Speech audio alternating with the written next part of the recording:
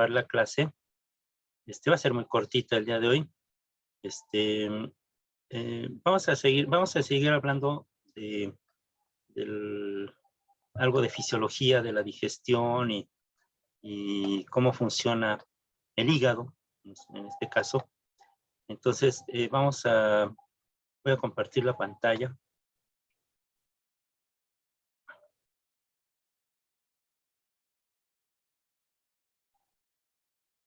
Les comenté que tenemos una charla, una muy buena amiga que está trabajando. Ella trabaja en lo que es el Centro de Información Específico y Documentación Específico de Xochimilco. Ella lo que ha hecho es una labor de difusión y divulgación de la ciencia muy importante. Entonces, lo que ella está haciendo es una labor que mucho tiempo se pensó que tendría que hacer la UAM y que lamentablemente pues lo hemos estado haciendo de una manera muy aislada, pues no algo frecuente cuando deberíamos de estarlo haciendo, que es la divulgación de la ciencia. Antes de que yo me fuera a Canadá, yo le propuse un diplomado. Me decía, oye, pues, ¿qué podríamos hacer? Mira, van a formar esta comisión, yo voy a participar. Ella no sabía que le iban a nombrar responsable de todo este proyecto. Entonces le dije, me fui, antes de irme, le dejé una propuesta, le digo, a lo mejor da tiempo de que en lo que tú logras que se apruebe, se haga algo, yo ya regresé. Entonces, se quedó eso en un diplomado, un curso, algo que hiciéramos. Ella lo que hizo fue un ciclo de seminarios junto con la Sociedad Mexicana de Divulgación de la Ciencia y la Tecnología, SOMEDICIT. Se pusieron de acuerdo con Coajimalpa y lograron bueno, primero era un ciclo, fueron 2 ciclos de charlas los miércoles en la ciencia. Comenzó esto, fueron charlas, ya no tuvo el formato de diplomado, sino de seminarios con diferentes temas. Entonces, pues no hemos dejado de estar en contacto, de comunicarnos. Y bueno, ahora ella el otro día me dijo pues que así como una especie como de una especie como de reciprocidad, ¿no? Me dice, quiero darle una charla a tus grupos, ¿no? Y entonces le digo, pues tú dime, ponle el tema y lo vemos. Una vez yo trabajé con un profesor de arquitectura que es un profesor muy querido, Vicente Guzmán. Él me invitaba cada trimestre a dar una charla con su grupo, donde hablábamos de aspectos que tuvieran que ver con la bioquímica, pero que se relacionaran con el arte, con la arquitectura. Y hablábamos de los fullerenos, por ejemplo, ¿no? Estas estructuras que Fuller fue un arquitecto que hizo las geodésicas, o sea, estas carpas como el Palacio de los Rebotes, de los Deportes, perdón. Estas estuvieron de moda en los años 70, 80. El Palacio de los Deportes pues fue hecho para la Olimpiada de 68 y fue inspirado en esto. Había una de geodésica grande también en un teatro en Insurgente Sur. Estas estructuras, Buckminster Fuller las ideó, las diseñó a partir de sumergir una especie de red, ¿no? de metálica en una jabonadura y sacar para ver cómo las tensiones se podían soportar, cuál era la mejor figura posible. Y bueno, él diseñó, ideó estas estructuras. Cuando se encontraron estas estructuras en la soldadura, las chispitas estas de soldadura que saltan cuando están soldando algo de metal, alguien se puso a analizarlas, ¿no? Y descubrió estas estructuras de 60 átomos de carbono. Y después ya descubrieron otras más. De hecho, el balón de fútbol ideal, pues obviamente no puede ser hecho esférico. Tiene que ser sobre algo plano. Y eso plano, pues es como como los planisferios, ¿no? Nosotros, había un ejercicio que hacíamos con una naranja, partir la cáscara para hacer como el mapa de la Tierra se puede transformar en un planisferio. Y bueno, se tenía que partir de tal manera la cáscara de la naranja para que saliera un plano a partir de algo esférico. Y bueno, hablábamos de algunas cosas, entre ellas esto de los fullerenos, ¿no? Si ustedes buscan en la red fullerenos o fullerenos, van a ver son estructuras químicas que predijo Fuller. O sea, Fuller no sabía nada de esto cuando se encontraron ya de manera natural. Pues ahora se utilizan para muchas funciones. Se hacen redes, por ejemplo, en nanotecnología, para que un medicamento vaya y actúe específicamente en el lugar donde va a ser necesario y no afecte otros órganos, otros lugares, ¿no? Entonces se hacen como esferitas donde va la molécula que va a actuar y viaja hacia el lugar donde va a funcionar y ahí se activa. Y bueno, yo le hablaba de esto de las enzimas, cómo se fabrican, y con su grupo de arquitectura, imagínense. Y después hacíamos una plática sobre cómo funciona el citoesqueleto. Se llama tensigravidad, o sea, algo que tiene que ver con la tensión y la gravedad. Tensigravidad, cómo el citoesqueleto se adapta a, por ejemplo, los eritrocitos, ¿no? Bueno, no tienen estructuras internas, pero tienen flexibilidad. Pero la célula adquiere cierta forma cuando se está agrupando. Por ejemplo, las células de un órgano tienen que adoptar cierta estructura, y de hecho hay una estructura geométrica parecida a un cilindro que es propia de las células. Tiene un nombre por ahí, no recuerdo, pero son como cilindritos las células y tienen diferentes formas, pero todas muy parecidas. Creo que son de 7 lados, y cómo se acoplan para que quede una estructura uniforme, un órgano. Y los balones de fútbol, efectivamente, si ustedes se fijan, son pentágonos, hexágonos, pero de tal forma enlazados que cuando se juntan, pues forman una esfera perfecta. Entonces el balón de fútbol en realidad es primero plano, después cuando ya lo cosen, pues queda forma redonda totalmente. Y bueno, en el citoesqueleto necesita adoptar determinadas estructuras en diferentes momentos y soporta estos cambios. Entonces es debido a esto que se conoce como tensigrividad. Entonces, bueno, sí hay relaciones entre el arte, en este caso la arquitectura también, muchas estructuras biológicas, como el esqueleto, por ejemplo, han sido reproducidas en las estructuras de edificios para hacerlos más ligeros, más flexibles, y como eso también y ciertas esculturas han adoptado estas formas biológicas, las formas que hay en la naturaleza, para demostrar estructuras dinámicas, estructuras que están todo el tiempo en movimiento, y ha sido algo muy interesante, muy aleccionador, porque vemos las relaciones. No todo en la naturaleza está hecho como nosotros lo hemos hecho, por campos del conocimiento, ¿no? El que es experto en tal cosa, el que es experto en la otra, sino que más bien tendríamos que apostar por algo más, digamos, más general, más universal, ¿no?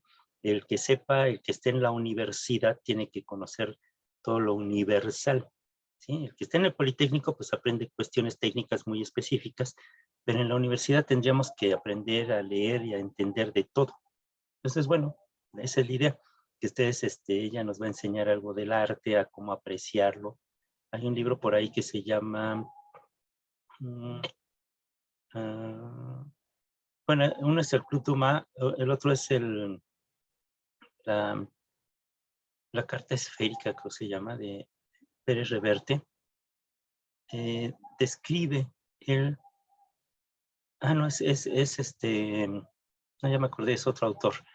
En, eh, en uno de los libros que él hizo, de la serie del Capitán a la Triste, Pérez Reverte habla de la rendición, un cuadro que ilustra, de Velázquez, que ilustra cuando el capitán de una ciudad de Holanda, bueno, de los Países Bajos, se rinde.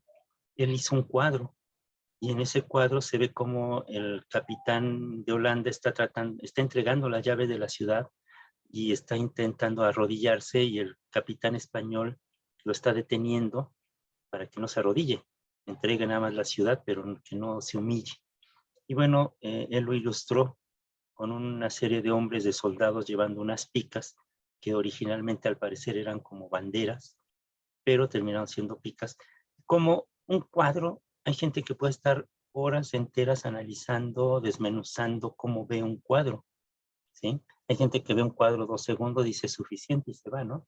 Pero hay gente que aprecia muchos detalles y puede estar minutos o incluso horas enteras analizando un cuadro. Y bueno, es perfectamente normal y válido, ¿no? Hay gente que aprecia el arte de una forma y hay gente que de otra, o hay gente que no le interesa. Bueno, espero que les interese mucho y de este martes al otro vamos a tener esta charla con Cecilia Z. Bueno, vamos a hablar de algunos requerimientos nutricionales. No sé si también hay unas moléculas de glucosa, triptofano, ácido láurico. ¿Sí las ven? Sí. Sí, profe. No contestan, están ahí. Sí, se ve. ¿Sí? Ah, bueno, gracias. Bueno, en virtud vamos a hablar de algunos requerimientos nutricionales. Vamos a ver que en virtud de la actividad que tiene el hígado convierte varios tipos de moléculas en glucosa. ¿Por qué? Porque el cerebro lo único que consume es glucosa, entonces tiene que estarlo abasteciendo constantemente. Y bueno, el hígado se encarga de convertir diversos tipos de moléculas en glucosa. Y dado que la mayoría de los tejidos pueden usar ácidos grasos como carbohidrato, como combustible, perdón, como un combustible alternativo, pues los requerimientos energéticos del cuerpo pueden ser satisfechos por carbohidratos y proteínas. O también incluso pues por grasas, que son los 3 tipos principales de moléculas alimenticias, ya lo hemos visto a lo largo del trimestre. Además de las calorías, las células del cuerpo necesitan 20 tipos diferentes de aminoácidos que pueden ensamblar y formar las proteínas. Cuando falla cualquiera de los aminoácidos, cuando hace falta alguno de ellos, que son necesarios para sintetizar alguna proteína particular, esta molécula, esta proteína no puede producirse y los otros aminoácidos entonces son convertidos en carbohidratos y oxidados o almacenados en algo que conocemos como el pool de aminoácidos. Por ejemplo, si nosotros sufrimos una herida, una operación intempestiva, pues tenemos una cierta cantidad de aminoácidos que nos sirven para restituir lo que estamos perdiendo y mantenernos vivos por un tiempo, ¿sí? Obviamente, si este pool se agota y nadie nos ayuda, pues lamentablemente llega la muerte, ¿sí?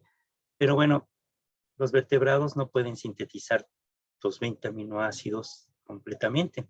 Estos que se conocen como aminoácidos esenciales son aquellos que necesitamos nosotros consumir forzosamente en los alimentos. Las plantas son la fuente última de aminoácidos esenciales y mediante una buena combinación de leguminosas, legumbres, ¿no?, granos y cereales, una persona vegetariana puede obtener los aminoácidos que necesita, ¿sí? Sin embargo, sabemos que no todos los aminoácidos van a estar presentes en los vegetales. Necesitamos unos que contienen azufre, que necesitan ser consumidos de otra fuente diferente a los vegetales. No podemos ser totalmente vegetarianos. Sin embargo, bueno, con una buena combinación, una persona vegetariana o vegana puede obtener todos los aminoácidos, pero va a ser complicado. Necesita consumir algún tipo de complemento que les permita sobrevivir. Los mamíferos también requerimos estos aminoácidos que no podemos sintetizar. Entre ellos hay algunos también ciertos ácidos grasos poliinsaturados y un grupo también de hormonas de acción local que son las prostaglandinas. Se requieren también, se requiere sintetizarlas, no las podemos nosotros sintetizar a partir de lo que tenemos en el cuerpo.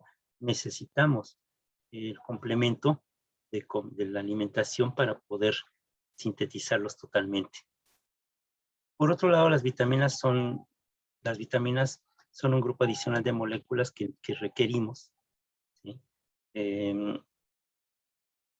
y que nosotros para llevar a cabo esto podemos, en algunos casos, consumirlas directamente, en otros casos algunas vitaminas, como la vitamina B12, la vitamina K, pues las produce la flora intestinal. Entonces, a lo mejor no es tan grave la deficiencia de vitamina B12, de vitamina K, porque alguna parte las sintetizan nuestras propias bacterias que están en el intestino. Muchas de estas vitaminas funcionan como coenzimas y son generalmente requeridas solamente en cantidades muy, muy pequeñas, ¿sí? Cuando llega a haber alguna deficiencia vitamínica grave, por ejemplo, en algunas regiones del mundo, si la malnutrición es crónica, pues puede haber una escasez, una deficiencia vitamínica severas, por ejemplo, el raquitismo, ¿no? Estos niños que tienen una malnutrición severa, pues empieza a atrofiarse su esqueleto, su estructura corporal. Y bueno, esto puede tener consecuencias muy terribles, ¿no? Como el kwashiorkor, que es una deficiencia proteico-energética muy severa, pero además, bueno, cuando hay deficiencia de vitaminas, pues hay otro tipo de enfermedades, como por ejemplo el escorbuto, ¿no? En los marinos, los llamados piratas, ¿no? Siempre todos eran chimuelos porque perdían los dientes al no estar consumiendo vitamina C en cantidades suficientes. Nuestro cuerpo también necesita otro tipo de nutrientes que cumplen la función de ser antioxidantes o sustancias, moléculas que neutralizan lo que conocemos como los derivados, estos compuestos de los derivados de la oxidación de las moléculas. Y bueno, estas moléculas son capaces de neutralizar la acción de las moléculas oxidantes que son inestables, como los radicales libres, ¿sí? Sin perder su propia estabilidad electroquímica. Por ejemplo, la vitamina E, perdón, funciona como un antioxidante muy efectivo, pero lo malo es que no es como las enzimas, de que puede procesar miles de moléculas. Digamos que neutraliza una molécula y ya. Entonces necesitamos estar consumiendo estas vitaminas. Lamentablemente no podemos tampoco almacenarlas en grandes cantidades. Y bueno, tenemos que estarlas consumiendo, pero también hasta cierto nivel. No podemos tampoco consumir cantidades infinitas. En primera, porque requeriríamos de cierto tipo de alimentos en cantidades muy grandes. Y en segunda, pues porque no tenemos la capacidad de procesar todo esto en un solo proceso. Los radicales libres, estos radicales que se producen de la oxidación de las moléculas por nuestro propio metabolismo, pues a la larga van dañando las membranas de las células, de las mitocondrias, por ejemplo, y son capaces incluso de destruir o provocar mutaciones graves en el ADN.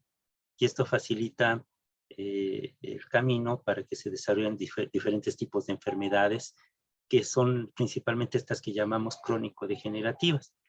La acción de estos radicales libres está siempre ligada, por ejemplo, al cáncer, al envejecimiento, que es un proceso natural, ¿sí? Así como al daño en las arterias, por ejemplo, que hay un colesterol, como dice aquí, oxidado. Este colesterol forma placas y entonces empieza a bloquear las arterias. Y esto está directamente relacionado con enfermedades cardiovasculares y cerebrovasculares también. El cuerpo, bueno, además tiene un requerimiento diario en su dieta de varias sustancias inorgánicas que son los minerales. Y estos minerales funcionan como cofactores también en las reacciones enzimáticas. Por ejemplo, el calcio, el fósforo forman el hueso, el yodo para que funcione adecuadamente la hormona tiroidea, el hierro para que el eritrocito pueda captar el oxígeno y transportarlo, los citocromos que están en la membrana interna de la mitocondria, que son los responsables del transporte de electrones que forma parte de la cadena respiratoria, el sodio, que mantiene junto con el cloro y el potasio un balance hídrico esencial, un balance iónico también, que es necesario. Entonces, bueno, tenemos diferentes mecanismos para poder compensar pues alguna deficiencia, ¿no?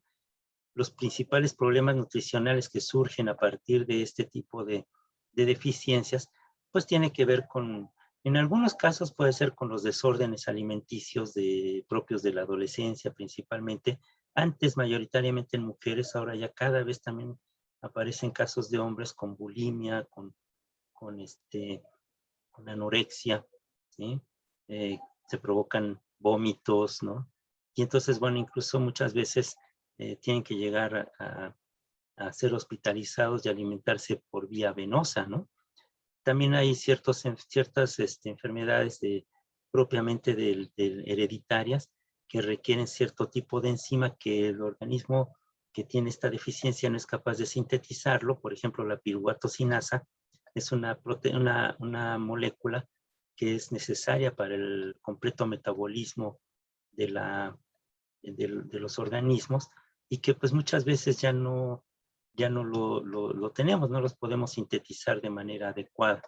Entonces, bueno, todo esto lleva a una serie de problemas que tienen que ver pues propiamente con el metabolismo y con la deficiencia que pudiéramos llegar a tener en nuestro organismo. Bueno, todo esto nosotros lo vemos integrado finalmente cuando vemos ya desde el punto de vista el organismo, nuestro cuerpo como un sistema, pues lo podemos ver ya como parte de todo este flujo de energía que hay en la biosfera.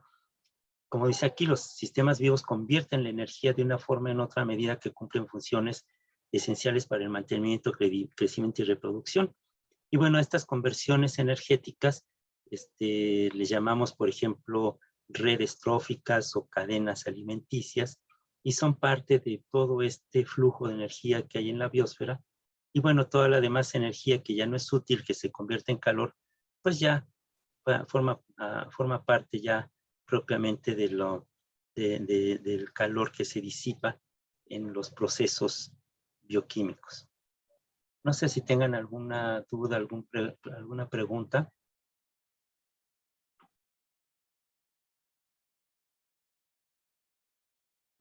No. ¿No? No. No, por ahora no, profe. ¿No? ¿Cómo va su trabajo? ¿Cómo van con el trabajo que tienen que entregar ya el día de 22? Es 22, ¿verdad? ¿Cómo les va?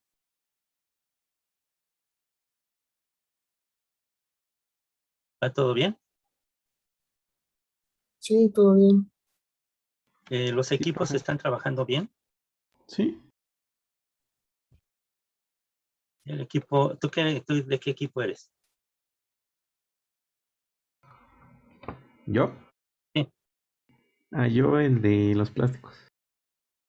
El 3. el 3. ¿Y cómo van? ¿Están trabajando bien? Sí, todo bien hasta ahorita, no hemos tenido problema. Bueno, el equipo 1, ¿hay alguien del equipo 1?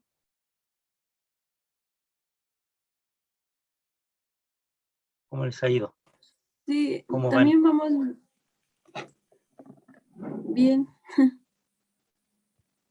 Bueno, el equipo 2. Bien, pero yo tengo una duda, profe. Sí, En varios apartados dice que es preferente hacer como, ¿cómo se llama? encuestas. Encuestas. Ajá. Ujú.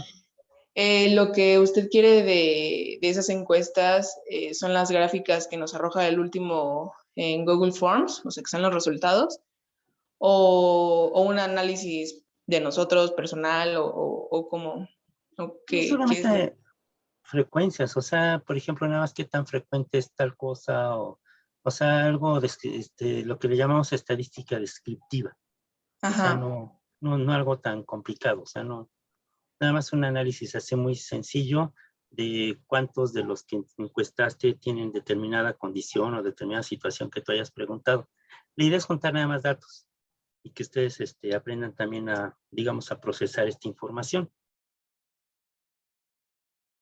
Ah, ok, súper. Y para la exposición, ¿cuánto tiene que durar aproximadamente? Digamos que cada equipo tendría unos 15, quizás 20 minutos. ¿Sí? No más para que tampoco nos perdamos la atención, ¿no? O sea, ya sabemos que después de un tiempo la persona deja de poner atención porque ya no es capaz de procesar mucho la información, entonces empieza a distraerse y a hacer otras cosas. Entonces, para tener bien la atención serían 15 minutos, quizás cuando mucho 20 minutos. Entonces, organícense bien, junten sus datos. Lo que sí pueden hacer es que cada equipo junte los datos que colectó. A lo mejor utilicen el mismo cuestionario los del equipo para poder recolectar la misma información. Eso sí. Ok, gracias. Bueno, el equipo 4 y 5 están trabajando bien también. Sí, maestro. Profe, Sí. ¿Si alguien quiere preguntar algo? ¿No? ¿Todo bien? Entonces, ¿es necesario que pongamos gráficas individualmente o nada más con que interpretemos los datos está bien? No, o sea, no es necesario. O sea, si quieren poner gráficas está bien, pero nada más con que interpreten, digamos, los datos es suficiente. No requerimos más. Con eso va a ser suficiente. Gracias. Sí. Ok. Bueno, vamos a seguir entonces. Antes de ver lo que son las leyes de la termodinámica, vamos a hacer otra vez un repaso de lo que es el flujo de energía desde el punto de vista ya no de los ecosistemas, ahora lo vamos a ver desde el punto de vista de nuestro propio organismo. Los sistemas vivos convertimos la energía de una forma en otra, o sea, nosotros la transducimos, la transmitimos, la utilizamos de diferentes maneras cada vez que cumplimos una función esencial para mantener nuestro organismo, para crecer, para reproducirnos. En estas conversiones energéticas, como todas las demás, parte de la energía útil pues se va a perder inexorablemente en forma de calor o va a pasar al siguiente paso. Por ejemplo, en rutas metabólicas, pues lo que vemos es como un producto de una reacción después va a ser el sustrato de una siguiente reacción. Lo que conocemos como las leyes de la termodinámica finalmente son las que gobiernan las transformaciones de energía. La primera ley establece que la energía puede convertirse de una forma a otra, pero no puede crearse ni destruirse. O sea, lo que es el calor o la propia energía no puede crearse y destruirse la energía ni la materia, sino que solamente se va a transformar. La segunda ley establece que en el curso de las conversiones energéticas, el potencial termodinámico o energía potencial termodinámica de un sistema en el estado final siempre será menor que el potencial termodinámico del mismo sistema en el estado inicial. Otra manera de enunciar la segunda ley de la termodinámica es que todos los procesos naturales tienden a suceder, a ocurrir en una dirección tal que la entropía, que es la medida del grado de desorden o de aleatoriedad del universo, se incrementa. Para mantener la organización de la cual depende de la vida de los individuos, los sistemas vivos deben tener un suministro constante de energía que les permita superar la tendencia hacia el desorden. Nosotros mantenemos el orden interno a partir del ambiente y entonces generamos cierto desorden porque requerimos comer, requerimos respirar, ¿sí? Entonces nosotros estamos aumentando el desorden del ambiente. Entonces nosotros tendemos a crear este desorden para mantener nuestro propio equilibrio. Ya cuando estamos totalmente equilibrados con el sistema es pues porque estamos muertos. El sol es la fuente original de esta energía. ¿Qué dice aquí? Es que me vi dos mensajes. Bueno, el sol es el que nos da la energía en todo el sistema, ¿sí? De hecho, en todo el sistema solar, pues es el sol la fuente principal de energía.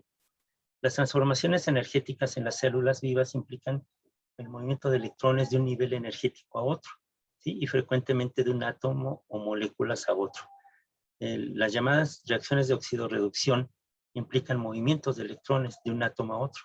Un átomo o molécula que pierde electrones se oxida y el que y el que los gana se reduce. O sea, el que pierde electrones se oxida, el que gana se reduce. El total de las reacciones químicas que ocurren en las células constituyen lo que llamamos el metabolismo. Las reacciones metabólicas ocurren en series. Estas series son llamadas vías o rutas metabólicas, cada una de las cuales sirve a una función determinada en la célula. Cada paso en una vía es controlado por una enzima específica. ¿Sí? Las reacciones escalonadas en las vías enzimáticas les permiten a las células llevar a cabo sus actividades químicas con una notable eficiencia. De hecho, somos mucho más eficientes que cualquier máquina que haya fabricado el hombre. ¿Sí?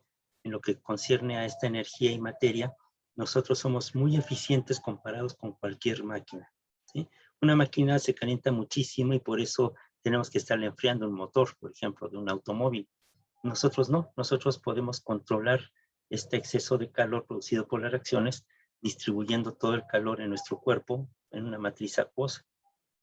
Entonces, digamos que esto es algo muy, muy importante porque esto nos convierte no en máquinas, sino en algo muy eficiente. No pueden ser comparado con una máquina. Digamos que para explicar algunas cosas, pues sí, nos comparamos con una máquina, pero no quiere decir que la célula funcione como una máquina. ¿Sí? Funciona mucho más eficiente que cualquier máquina. Las enzimas funcionan como catalizadores biológicos.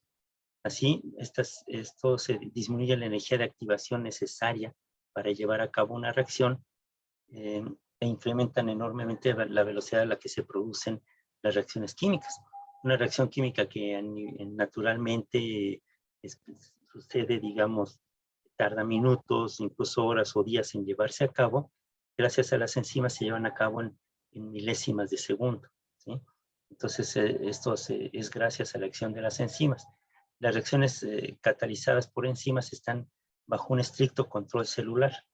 Los principales factores que influyen sobre la velocidad de las reacciones enzimáticas son las concentraciones de la enzima y la concentración de sustrato y qué tan disponibles están los cofactores requeridos, que pueden ser coenzimas o cofactores metálicos, ¿sí? O sea, los minerales. Muchas enzimas son sintetizadas por las células o activadas solo cuando son necesarias. Y puede ser que ya están ahí en la célula y se activan, o puede ser que en el momento justo que se requieran se van a sintetizar. Otra molécula muy, muy importante es el ATP, que es el principal transportador de energía en la mayoría de las reacciones que suceden en los sistemas vivos. Las células son capaces de llevar a cabo procesos y reacciones endergónicas, tales como las reacciones de biosíntesis, transporte activo o el movimiento a través de los microtúbulos. Y se acoplan a reacciones exergónicas, que son las que suministran un exceso de energía para que se lleven a cabo estas reacciones. Estas reacciones acopladas generalmente involucran a compuestos que tienen que ver con el ATP u otros compuestos, otras moléculas energéticas. La más, digamos, utilizada por todos los seres vivos es el ATP. Las familias de enzimas denominadas sinasas o quinasas y las fosforilasas adicionan o remueven un grupo fosfato a otra molécula, respectivamente, como lo vamos a ver ahora que veamos pues ya la glucólisis y el ciclo de Krebs y todas estas reacciones que tienen que ver con los ciclos, con las rutas metabólicas. La transferencia de grupos fosfato o fosforilación cumplen papeles muy importantes en la regulación de muchas reacciones químicas de la célula. ¿Qué nos dicen las leyes de la termodinámica? Bueno, ya hemos visto que la primera ley de la termodinámica establece que la energía puede convertirse de una forma a otra, pero no puede crearse ni destruirse esta energía. La energía puede almacenarse en varias formas y luego transformarse en otras. Lo único que no podemos almacenar nosotros es el ATP, pero sí podemos almacenar moléculas que mediante reacciones químicas den pie a formar ATP. Cuando los organismos oxidan carbohidratos, convierten la energía almacenada en los enlaces químicos en otras formas de energía.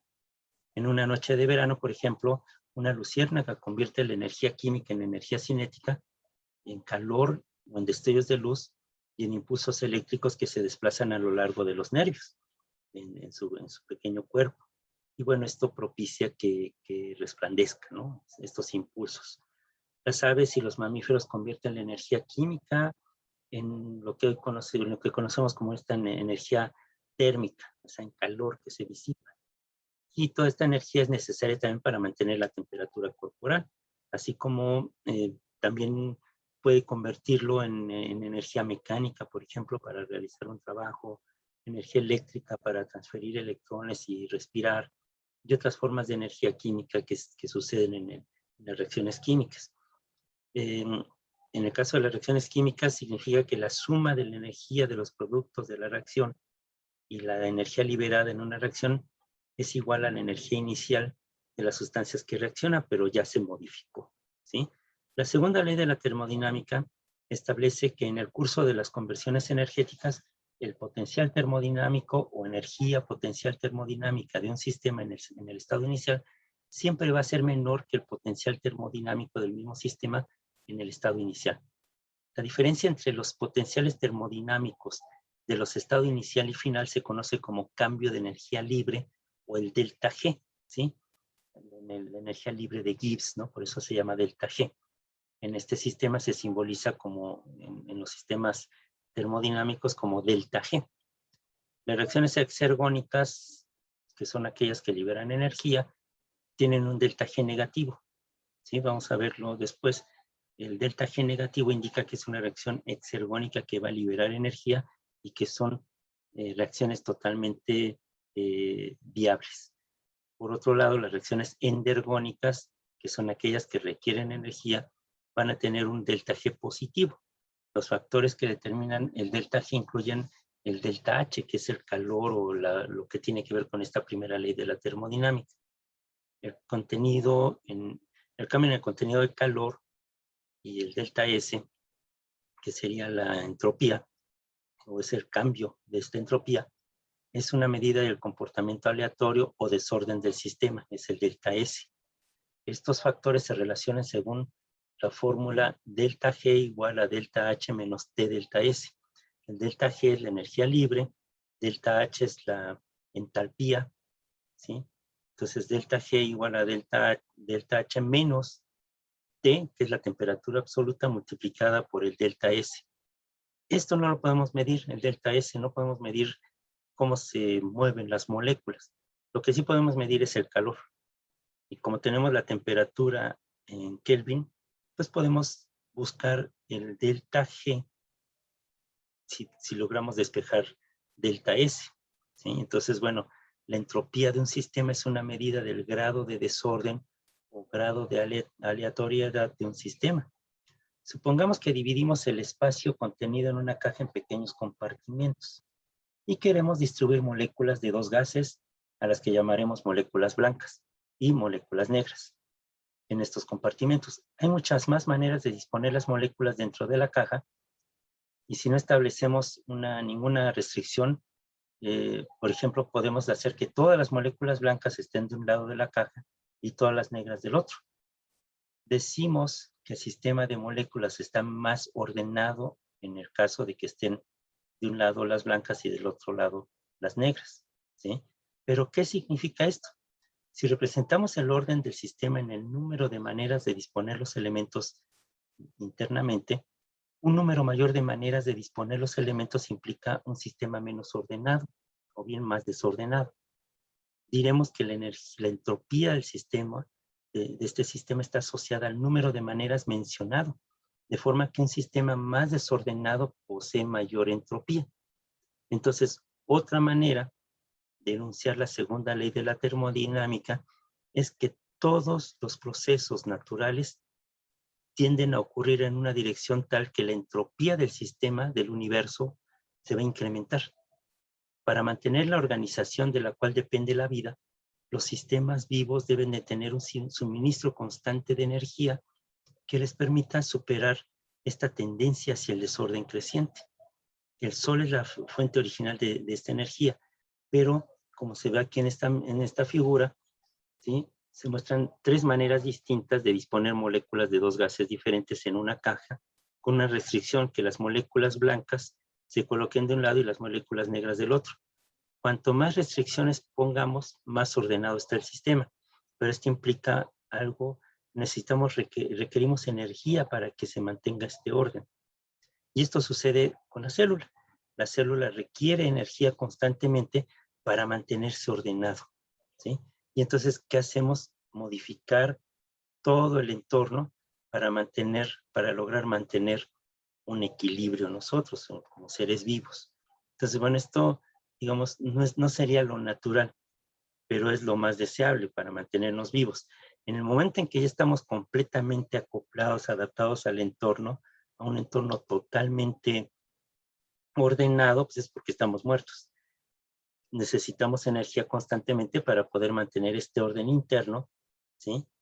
Sin que aumente mi grado de aleatoriedad o mi grado de desorden interno. Yo necesito mantener un cierto equilibrio, un cierto orden, pero esto es a expensas del medio.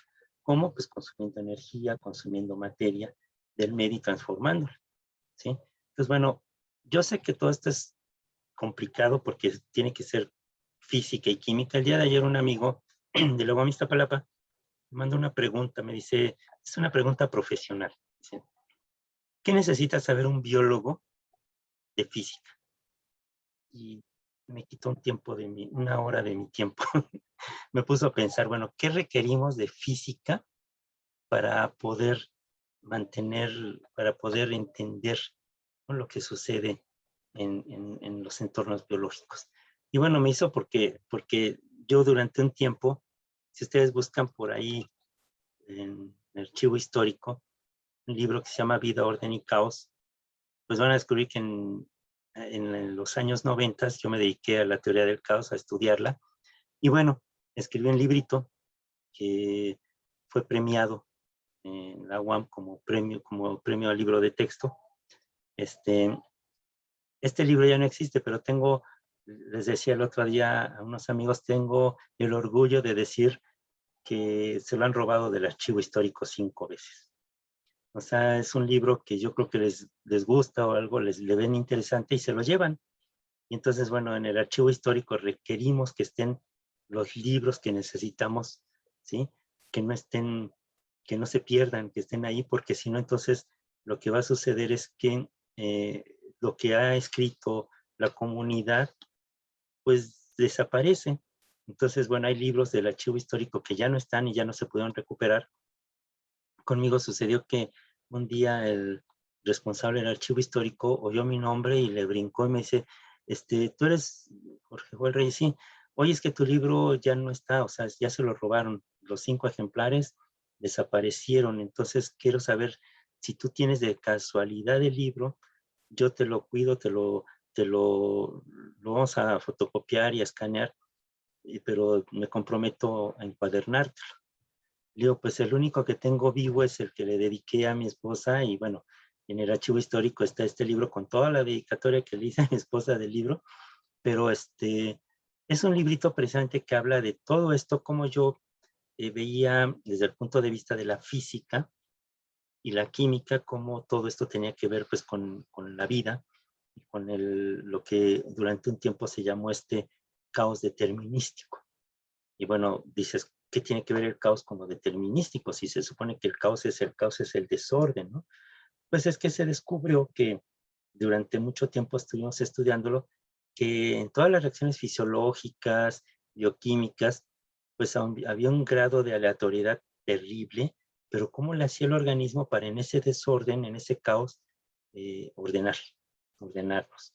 Y entonces, bueno, ahora hay todo un instituto, un centro de estudios en la UNAM, que es el centro de la complejidad. Hay estudios de doctorado y todo eso. Y ahí está Flavio Cocho y mucha gente que se dedicó durante mucho tiempo también a escribir sobre las teorías del caos y que ahora, bueno, tienen su centro de la complejidad en la UNAM. Y es un centro muy productivo en cuanto a gente muy inquieta, ¿sí? Yo tuve la fortuna de haber ido incluso a Estados Unidos a conocer a esta gente que estudiaba el caos en un centro, ¿no? Un centro en Santa Fe, en California, que se dedicaba todo el tiempo a pensar, a pensar y estar pensando y estar imaginando escenarios que tenían que ver con este caos y este desorden y cómo se relacionaban con el orden dentro del desorden. Y bueno, me tocó conocer a gente muy estrafalaria, a gente muy brillante. Había un cuate que se dedicaba todos los días en una avioneta, lo subía el piloto y se dedicaba a observar las nubes. Y entonces de ahí tratar de configurar todo un escenario para predecir el comportamiento del clima. Y bueno, es ahí como surgió precisamente los estudios de teorías del caos. Y bueno, tiene que ver esto con todo lo que son estas reacciones de óxido-reducción, que si nosotros tuviéramos una afán reduccionista, diríamos que todo en la vida es química, ¿sí? Que todo en la vida es física. Pero bueno, sería injusto, porque los seres vivos hemos logrado mantener todo este equilibrio, todo este flujo de energía a través de nuestro propio organismo y a través de la biosfera, pues mediante una serie de cuestiones evolutivas muy importantes. Entonces sería injusto, en primera, que nos tratemos como máquinas, ¿sí? Porque no me parece justo. Y también que nosotros no reconozcamos que la vida es un fenómeno completamente raro, diferente, que no tiene nada que ver con la cuestión de la predicción o con las teorías del caos o solamente, sino que tiene que ver con un montón de cosas muy importantes. Y una de ellas son entender estas reacciones de oxidorreducción que nos van a permitir precisamente entender, conocer de mejor manera lo que son pues todas las reacciones que tienen que ver con el metabolismo, que vamos a ver más adelante. Entonces, todos los días vamos a estar viendo estos temas. Vayan leyendo ahorita, por ejemplo, en sus libros, si encuentran por ahí algo sobre las reacciones de óxido-reducción. Anoten todas las palabras que les parezcan raras, ¿sí? Vayan haciendo su propio glosario para que esto les permita entender lo que vamos a ver más adelante, ¿sí? El día de mañana, además de las reacciones de óxido-reducción, pues vamos a ver algo que tiene que ver ya con los ciclos de metabólicos, con las rutas metabólicas, la función o cómo funcionan propiamente las enzimas, vamos a seguirlo viendo. Y después vamos a retomar otra vez el tema del pH, porque lo vamos a ver ya desde el punto de vista ya de correlaciones clínicas.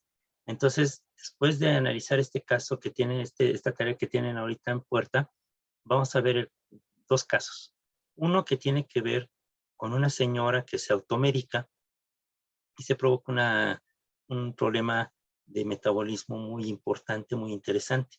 Entonces vamos a analizar qué es lo que hizo esta señora. Y en el otro vamos a ver una película, ¿sí? Les voy a encargar que la vean y después analizarla para resolver un caso que tiene que ver con una deficiencia metabólica de nacimiento, o sea, hereditaria. Y vamos a retomar también la lectura del cuento de Por un bistec, porque eso nos va a permitir analizar también finalmente algo que tiene que ver con la distribución de alimentos en la dieta. Y bueno, yo le voy a pedir a una nutrióloga que nos explique más o menos cómo se hace este cálculo para ver si ustedes logran por lo menos calcular su propio requerimiento energético calórico, ¿sí? Entonces, a partir de lo que comen o pueden comer o comen rutinariamente, poder hacer este cálculo. Entonces, bueno, se nos vienen semanas muy trabajosas, de mucho, muy desquiciantes, digamos, y entonces hay que estar atentos, hay que estar alertas.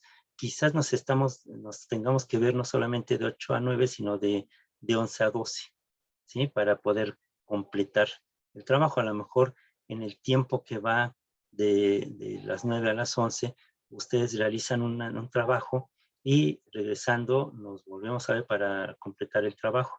O a lo mejor tenemos este apoyo, por ejemplo, del cálculo energético, que nos ayude a alguien para poder entenderlo y hacerlo. Y bueno, varias cosas que tenemos pendientes.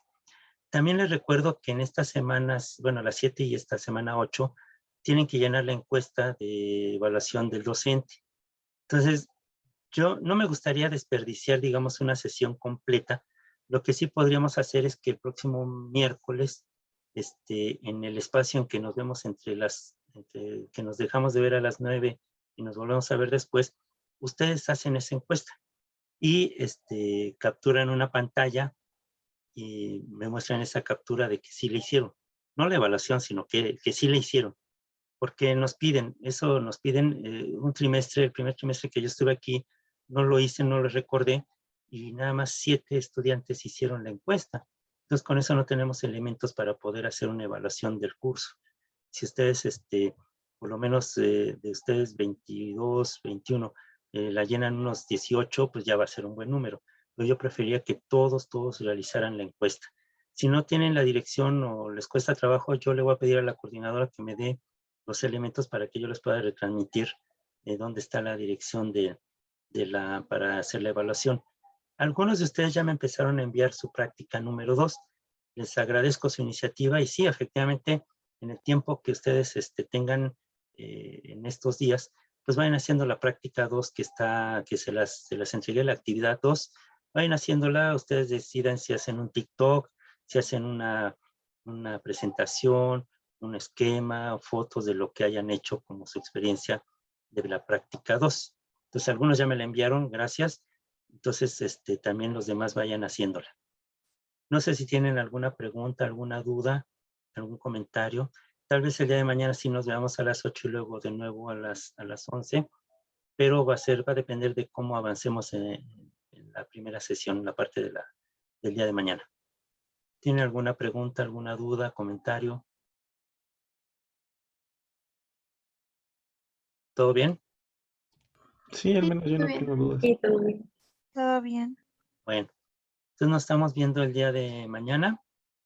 Inicialmente nos vamos a las 8 y yo de todos modos hoy mismo les aviso si nos vamos a ver después o si no, nada más nos vamos a ver de 8 a 9.